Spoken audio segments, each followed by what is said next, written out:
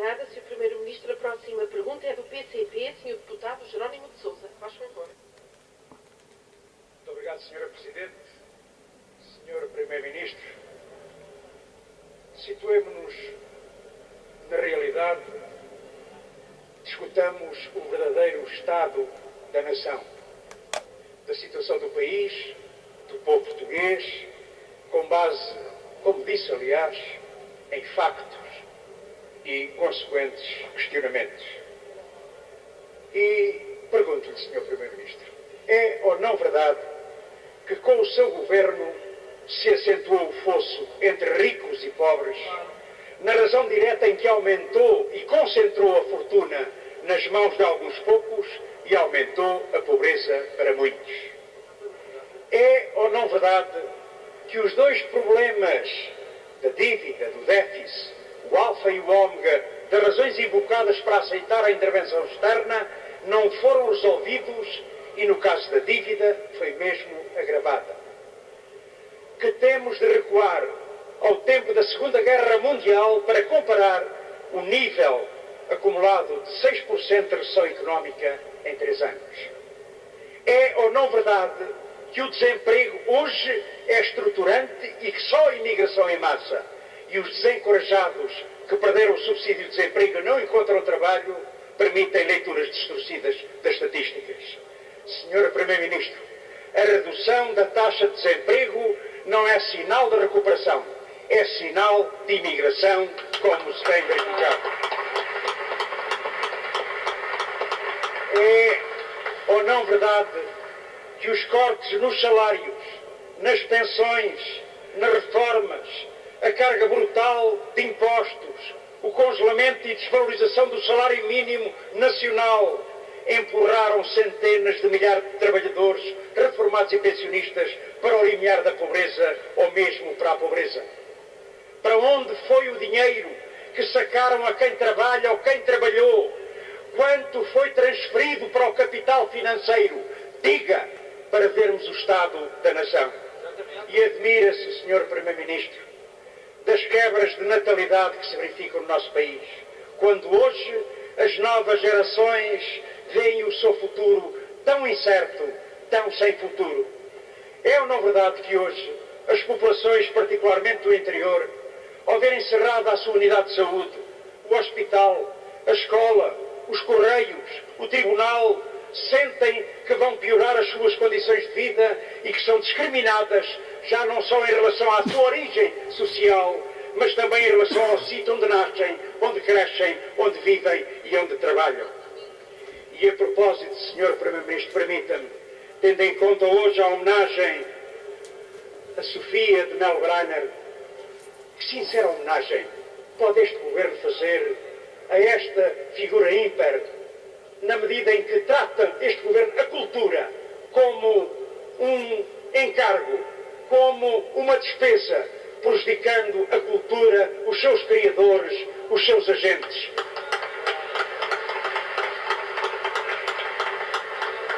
Dir-me-á, Sr. Primeiro-Ministro, tivemos de ficar pior para ficar melhor.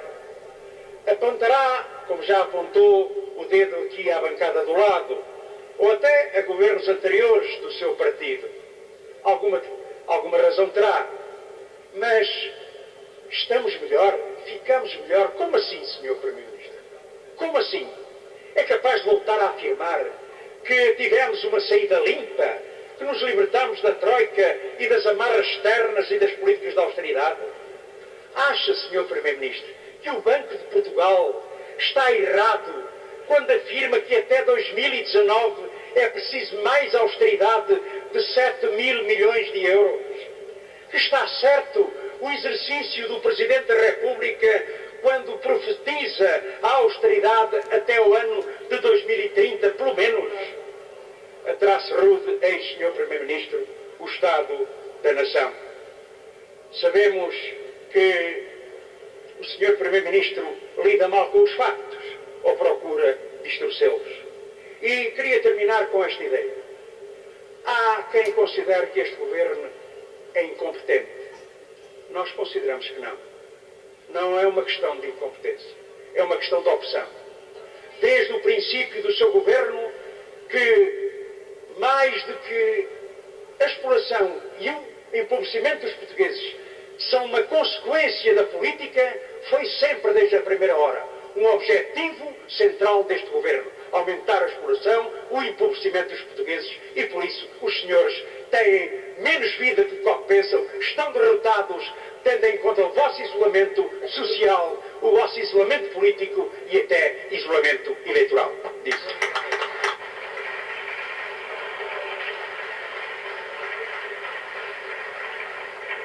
Muito obrigada, Sr. Deputado. Para responder, tem a palavra o Sr. Primeiro-Ministro. Obrigado, Sra. Presidente. Sr. Deputado Jerónimo de Sousa, eu acho bom situarmos na realidade, porque ela realmente ajuda-nos a poder concluir algumas coisas. A primeira é que em 2011 o país de facto não tinha forma de fazer face às suas responsabilidades de curtíssimo prazo, seja no pagamento de pensões e de salários, seja de amortização de responsabilidades externas. O país não tinha, portanto, forma de fazer face a responsabilidades importantes perante os portugueses e perante aqueles que eram os seus credores. Nesta altura, o país vive uma situação de confiança que lhe permite, apesar de qualquer volatilidade que possa existir nos mercados, viver durante quase um ano sem pôr em causa essas políticas.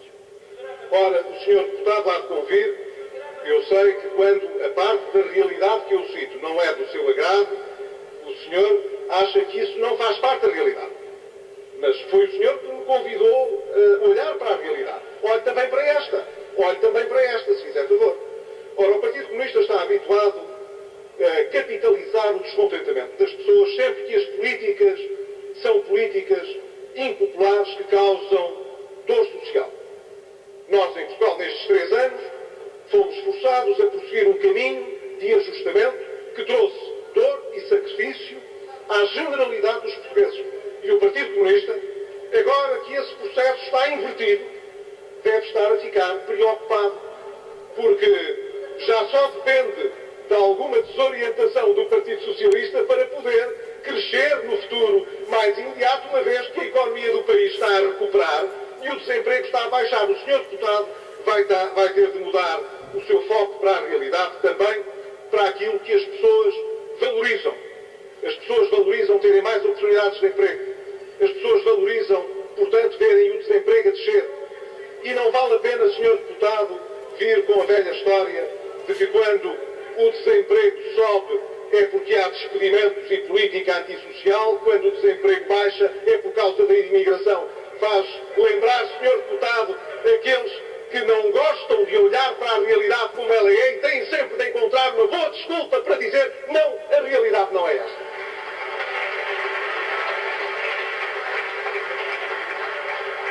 Diz também o Sr. Deputado, é preciso recuar à Segunda Grande Guerra para observar uma contração da nossa riqueza do Produto Interno Bruto acumulado de 6 pontos percentuais. Sr. Deputado, não fui ver o período, mas não tenho grandes dúvidas de que o Sr. Deputado deve ter razão. Sr. Deputado, a Irlanda perdeu cerca de 10 pontos percentuais, talvez um pouco mais, em termos acumulados desde que a crise financeira eclodiu. E a Grécia, Sr. Deputado, perdeu cerca de 16%, 16 pontos percentuais da sua riqueza. Quer dizer, aqueles com que nos podemos comparar, que tiveram de fazer programas parecidos com os nossos, perderam muito mais de riqueza e destruíram muito mais produto do que nós. E o senhor vê nisso uma ocasião para castigar o governo e não para dizer o caminho que foi prosseguido foi melhor do que aquele que foi seguido noutros países. O senhor deputado podia dizer isso, também não é verdade. Mas por fim, senhor deputado, deixe-me dizer, quando cita Sofia de Mello Brainer, eu percebo que queira ter uma grande preocupação, há sempre uma certa preocupação em apropriar-nos daquilo que é de todos. Não tente essa apropriação, Sr. Deputado. Fica-lhe mal, ainda para mais no dia em que será feita a transladação de Sofia de Melo Brainer para o Panteão Nacional.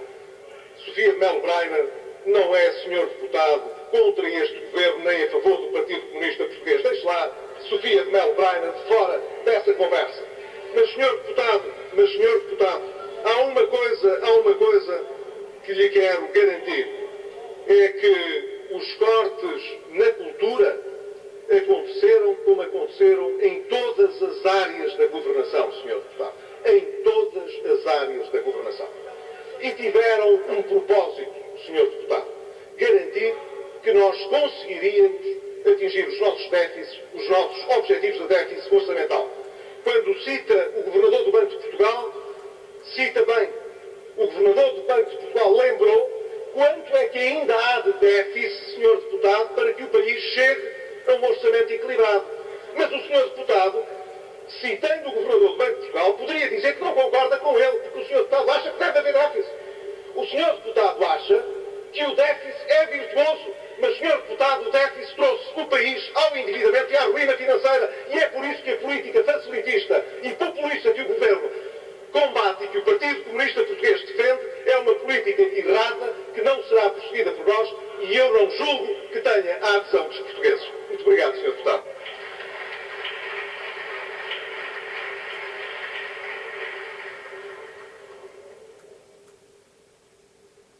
Obrigada, Sr. Primeiro-Ministro. A próxima intervenção é do Bloco de Esquerda. Para uma pergunta tem a palavra a Sra. Deputada Catarina Martins. Muito obrigada, Sra. Presidente. Sr. Primeiro-Ministro, não deixemos Sofia de fora deste debate. Não deixemos o melhor que temos, os poetas que temos, de fora deste debate. Porque o que a direita quer fazer é precisamente essa desistência. Essa desistência da aspiração máxima, desse país liberto, dessa vida limpa, desse tempo justo de que Sofia falava, e para quem o Governo não tem resposta. É esta gente pisada, ignorada, mais do que a calçada, humilhada, e é sobre essas que queremos falar hoje. Depois de 3 anos, demorando a Troika, e a 1 ano do final da legislatura, o que é que o Governo tem para oferecer a este país? Qual é a resposta que dá? Falou-nos hoje de endividamento e de mercados. Saiba que quando acabar este debate, a dívida pública portuguesa estará já 4 milhões de euros mais alta do que quando iniciou, há minutos atrás, quando começou a falar. E, portanto, de endividamento estamos conversados sobre as competências deste Governo. E sabe, como dizia Pires de Lima, seu ministro, ainda antes de ser ministro, as pessoas não comem mercados ao pequeno almoço e, portanto, vamos falar da vida concreta das pessoas. Há um ajustamento no país? Sim. Há reformas estruturais deste governo no país? Sim. Quais são elas? É a reconfiguração do país pela destruição dos direitos sociais e dos direitos laborais, e é disso que temos de falar aqui hoje. Com a maior crise de sempre, o Governo cortou nos apoios a quem mais precisa, e os mais frágeis foram abandonados. Não mereceram hoje ainda aqui a única palavra do Sr. Primeiro-Ministro. Dou-lhe um exemplo. Os cortes no complemento solidário para idosos, talvez uma das mais violentas expressões da política deste Governo. Menos 50 mil idosos com complemento solidário para idosos não significa menos idosos pobres em Portugal. Significa os mesmos idosos pobres ou mais sem apoio em Portugal. Mais pobres ainda. Porque alteraram os montantes, porque alteraram a idade, porque fizeram alterações administrativas para expulsar pessoas, penalizando sempre os mais pobres. É pela exclusão, pela fragilização que este Governo tem ido no complemento solidário para idosos, como noutras prestações sociais. Os números oficiais do Governo, que escondem o drama dos desencorajados e que escondem também o subemprego, dizem-nos que há já 412 mil pessoas em situação de desemprego em Portugal sem qualquer apoio. São os desempregados de longa duração, são os jovens que desesperam por um contrato de trabalho, são os recibos verdes a quem prometeram subsídio de desemprego no memorando da Troika. Lembra-se, Sr. Primeiro-Ministro? Há de perguntar ao Ministro Mota Soares, que aqui está, quantos recibos verdes, centenas de milhares que são em Portugal, é que conseguiram alguma vez ter acesso ao subsídio de desemprego. Sr. Primeiro-Ministro, a política deste Governo tem sido a política do abandono e a economia da desistência, e a marca são as alterações laborais. marca é terem dito sempre que o problema era a rigidez no trabalho e veja bem a rigidez. Ontem mesmo o Bloco de Esquerda esteve junto dos trabalhadores da LUNIC, 100 trabalhadores, onde aumentaram o horário de trabalho a 80 para despedir 20, e essa é a marca de um país onde alguns são forçados a tantas horas de trabalho por tão magro salário, para tantos outros ficarem sem emprego. Não há nenhuma rigidez e o que existe sim é uma luta da direita contra a dignidade do trabalho. Os trabalhadores passaram a ser colaboradores, precários, claro, e agora de precários passam a estagiários. E o governo tem o IFP como a maior máquina de compressão salarial e de precarização do trabalho no nosso país. Temos hoje estagiários a trabalhar nos cafés, nos centros comerciais, nas fábricas, no Estado. Nós temos o IFP a financiar as empresas, a darem um bodo às empresas para que elas, em vez de postos de trabalho, tenham estagiários, para que humilhem os trabalhadores, para que comprimam salários e direitos. Soubemos hoje que o IFP suspendeu os estágios porque as novas normas do governo permitem estágios ainda em piores condições. Não bastava já ter estágios, agora vamos garantir que os estagiários nem nunca têm acesso ao subsídio de desemprego. E sabe, Sr. Primeiro-Ministro, quem condena o trabalho, condena o país. Quem condena quem trabalha, condena o país. Bem pode o governo falar da natalidade. Como pode quem tem 30, 40 anos e que a sua vida é saltar de bolsa em bolsa, de estágio em estágio, subemprego em desemprego, poder sequer sonhar ter filhos, poder sequer querer viver neste país? E perguntamos-nos em nome de quê? Em nome de quê há esta sangria do país? A austeridade é feita em nome da dívida e é feita em benefício dos mercados. E essa é a opção do governo, essa é a escolha do governo. Nunca quem trabalha e vive em Portugal pagou tanto para ter tão pouco do Estado. Nunca a dívida pública cresceu como este governo, de 25 milhões de euros por dia. A dívida pública a crescer mais de 130% do PIB, muito mais do que previsto no memorando da Troika. Os senhores são os recordistas da dívida pública.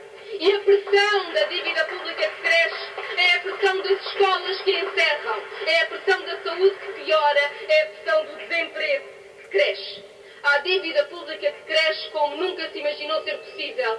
Há uma dívida social que se agiganta e a que é preciso dar resposta. O Bloco de Esquerda sempre defendeu que era necessária a reestruturação da dívida pública.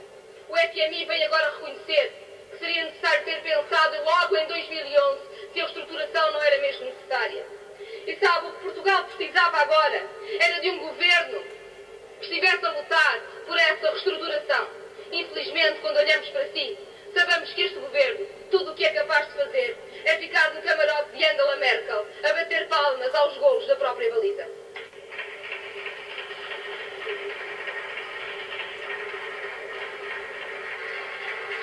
Muito obrigada, Sra. Deputada. Sr. Primeiro-Ministro tem a palavra.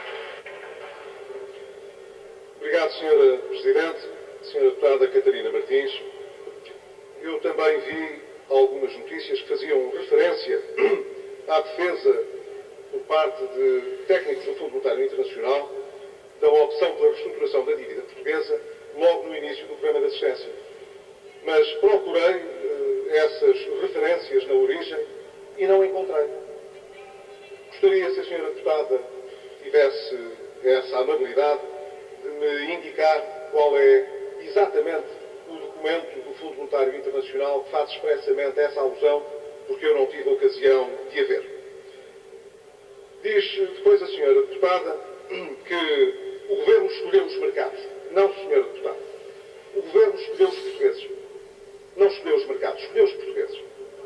E a política que foi realizada de execução do memorando de entendimento, de criação de confiança suficiente para regresso a financiamento em mercado e não a financiamento oficial, deve-se estritamente à necessidade de o país poder readquirir, como readquiriu, a sua autonomia e poder responder às necessidades dos portugueses. Em contrapartida, às políticas que o Bloco de Esquerda tem vindo a defender, nomeadamente a da reestruturação de dívida, é contrária aos interesses dos portugueses. E é contrária aos interesses dos portugueses porque no que respeita à dívida oficial, ela representaria a saída de Portugal do euro e da União Europeia, e no que respeita à dívida privada, significaria rapidamente o isolamento de financiamento para o país e para os portugueses. Isso seria, Sra. Deputada, um desastre. Como a Sra. Deputada, em qualquer caso, acredita convictamente no desastre que defende, só tem de convencer os portugueses todos de que esse desastre não é aquilo que a maior parte dos portugueses têm a pensar. Mas isso, evidentemente, será um desafio considerável que a Sra. Deputada enfrentará. Finalmente, Sra. Deputada, deixe-me dizer-lhe, por muitos debates que travámos no Parlamento, nunca viu o Governo a enfiar a cabeça na areia e a negar a realidade. Nós sabemos que temos um desemprego intoleravelmente elevado. Nós sabemos que a despesa social é importante num país que tem um nível de riqueza tão baixo como o nosso. Mas, Sra. Deputada, para que o Estado desempenhe essas funções, é preciso que as possa financiar. A Sra. Deputada não consegue convencer ninguém de que é fácil financiar essas políticas se não tivermos de pagar aquilo que devemos. Isso com certeza, Sra. Deputada. Isso pode acontecer uma vez, mas à segunda vez nem sequer essa escolha lhe é dada, porque se não tiver acesso a financiamento, não pode sequer assumir compromissos. Ora, Sra. Deputada, é aqui que a nossa divergência é realmente muito grande, porque as políticas que nós tivemos de prosseguir destinaram-se a oferecer um futuro de esperança aos portugueses. Enquanto que aquela que a senhora defende não faz outra coisa do que fazer os portugueses regressarem a um passado de má memória. Muito obrigada, Sr. Primeiro-Ministro. A próxima pergunta é dos Verdes, Sra. Deputada Heloísa Apolónia. Muito obrigada, Sra. Presidente, Sr. Primeiro-Ministro. Eu, quando ouvi a intervenção inicial do Sr. Primeiro-Ministro, fiquei com a nítida sensação, e depois o debate acabou por confirmar isso, que o Sr. Primeiro-Ministro fala como se tratasse de um vitorioso. E fala assim, e eu acho que isso até é de certa forma confrangedor face à situação que o país atravessa, fala assim, falando única e exclusivamente do que e como lhe interessa. Também já percebemos isso. Pergunto-me porque é que o Sr. Primeiro-Ministro não terá falado dos níveis da dívida pública em Portugal, que aumentou substancialmente desde que este Governo tomou posse. Foram qualquer coisa como mais 60 mil milhões de euros, que não é coisa para brincar. O Sr. Primeiro-Ministro, entretanto, fala do desemprego, mas não fala do quadro de formação dos números de desemprego. Porque eu nunca vi o Sr. Primeiro-Ministro falar dos níveis de imigração e da forma como isso se pode relacionar com os níveis de desemprego. Dá-me ideia até que o Sr. Primeiro-Ministro tem a tendência para desvalorizar o fenómeno da imigração. Ora, se falamos de qualquer coisa como 350 mil pessoas à procura de emprego lá fora porque cá dentro não conseguem, isto terá ou não repercussão na ótica do Sr. Primeiro-Ministro nos níveis de desemprego? Eu gostava de saber, quer dizer, há determinadas coisas que não dá para perceber. Depois o Sr. Primeiro-Ministro não fala, por exemplo, quando fala dos desempregados, que mais de metade desta gente não recebe subsídio de desemprego, Sr. Primeiro-Ministro. Como é que se subsiste desta forma? Quer dizer, é também com estas coisas que nós gostávamos de ver o Primeiro-Ministro de Portugal preocupado, porque acho que é legítimo pedir isso ao chefe do Executivo português. Por outro lado, há outra coisa que talvez fosse conveniente neste debate o Sr. Primeiro-Ministro explicar. Como é que se explica nestes 3 anos terríveis, que toda a gente os qualifica assim, as grandes fortunas, as grandes riquezas em Portugal tenham aumentado e os portugueses, na sua generalidade, empobreceram? Alargou-se a bolsa de pobreza. Uma coisa tem tudo a ver com outra, porque para se concentrar riqueza numa minoria, tem de se alargar a pobreza a uma vasta maioria. Isto é mesmo assim. Está nos livros, não é, Sr. Primeiro-Ministro? Mas o problema é quando está na realidade. Ai, o Sr. Primeiro-Ministro acha que não. Bom, vai certamente explicar o fenómeno. Pois o Sr. Primeiro-Ministro terá reparado naturalmente que durante o seu mandato voltou-se a falar de fome em Portugal. Os níveis de pobreza, de facto, foram extraordinariamente relevantes. E isso tem depois a ver implicações com muitas outras coisas. Por exemplo, agora o relatório de primavera do Observatório da Saúde vem dizer que os níveis de pobreza têm tudo a ver com um aumento significativo de problemas na saúde. E os serviços de saúde não estão a dar resposta necessária, Sr. Primeiro-Ministro. Porque o Governo deliberadamente desinvestiu no setor da saúde, como de resto disse, em muitos outros setores. Mas eu também acho que os serviços de saúde, a qualidade dos serviços de saúde, é talvez um dos indicadores mais evidentes do estado de desenvolvimento de um determinado país. E nós, nesta matéria, Sr. Primeiro-Ministro, estamos a avançar para um nítido, claro, estado de subdesenvolvimento. Porque a lógica do Governo no serviço público não é nada daquilo que o Sr. Primeiro-Ministro acabou de dizer, que é torná-los mais eficazes. Não é isso que os portugueses sentem. Voltamos a ver filas imensas em muitos serviços de saúde e aquilo que o Governo está a fazer é encerrar abruptamente serviços de saúde, finanças, tribunais, escolas, etc. A afastar os serviços das pessoas que precisam deles.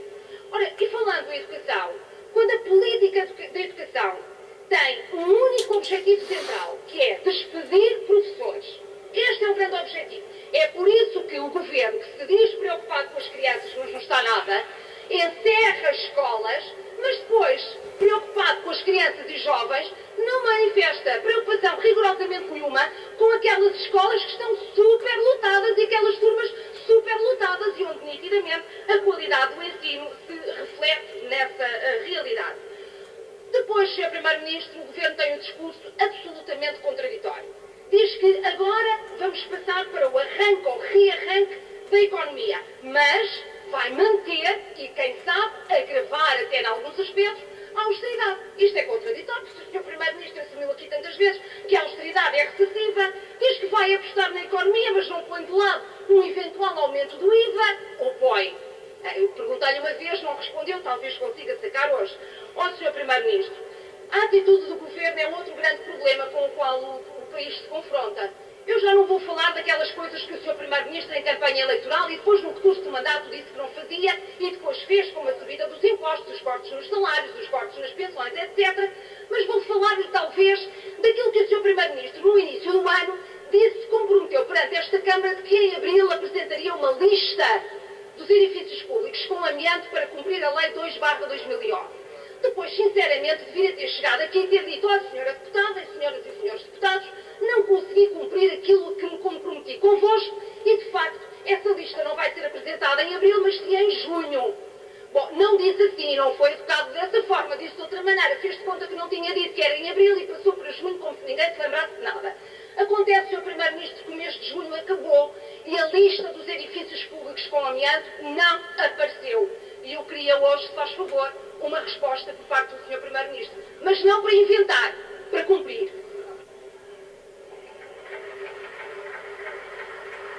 Muito obrigada, Sra. Deputada. Sr. Primeiro-Ministro tem a palavra.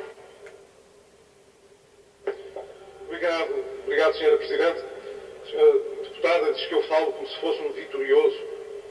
Sra. Deputada, não sei como é que a senhora observa a minha forma de intervir, mas posso lhe dizer como me sinto. Não me sinto um derrotado, Sra. Deputada, não. Não posso sentir um derrotado porque, em bom rigor, eu cumpri aquilo que era importante para os portugueses, que era fechar o período de assistência económica e financeira e trazer o país para um nível de confiança capaz de atrair investimento externo, financiar o Estado e a economia e, portanto, a partir daqui, poder tratar das feridas que foram abertas durante todo o processo de ajustamento e poder recuperar o país. Senhora Deputada, portanto, não posso considerar isso uma derrota. Não posso. Se isso se vê na forma como me expresso, eu creio que me parece ser bastante compreensível. Mas, Senhora Deputada, não há nenhuma contradição